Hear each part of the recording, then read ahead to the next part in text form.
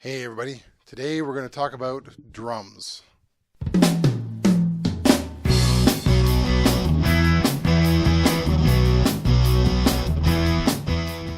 Last week I talked about the 5 different ways that I've recorded bass. Today I'm going to talk about 2, I've actually made into 3 of the ways that I've recorded Alright, drums. so what I've done here is I've set up, well this is going to be like 3 different setups for the drums that I've done. Just for testing, give you an idea of how I like to do it.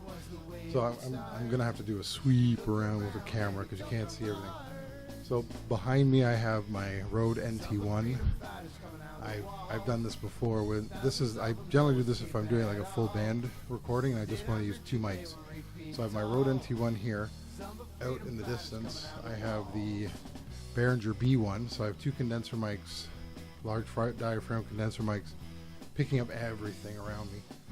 Above me, I have the cigar mics from Pile that came with the drum kit.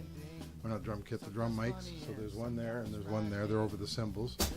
This is set number 2. So it's set number 1 is the 2 mics, the 2 large diaphragms. So this is part of set number 2, and I usually do this as a 4 set. So I have the 2 piles above me, the 2 overheads. Then I have an SM57 on the snare. This mic here that I'm talking into is going away. It's not part of this. And then I have the other pile, the kick drum mic, it's a dynamic kick drum mic in the kick drum. This is generally how I do it. At some point I'm going to use all the mics just for fun to try it out. I generally do it this way. I usually do either 2 mics or 4. And the reason being that there's only 8 channels that I can record on at once on the Tascam.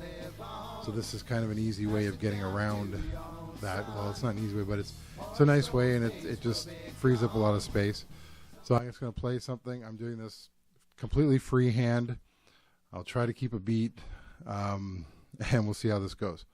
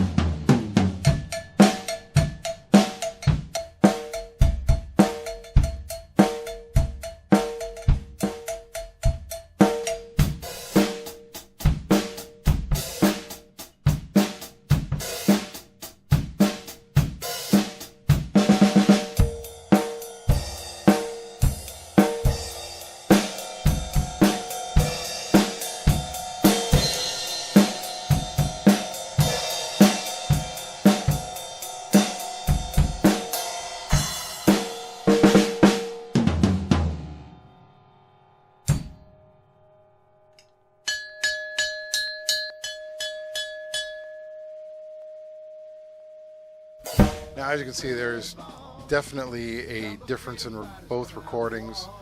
I personally like the stereo sound more.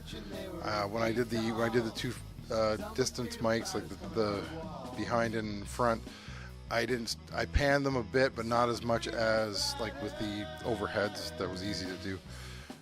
So you know, I think everybody should just try things out, see how it sounds. You might surprise yourself. You might come up with a new sound, and you know, you don't have to follow what everybody else does. That's roughly what I'm getting at here. So if you like this video, like it. If you like what I'm doing, subscribe, and I will see you again. Well, let's see, probably Thursday I will see you. Talk to you. Bye.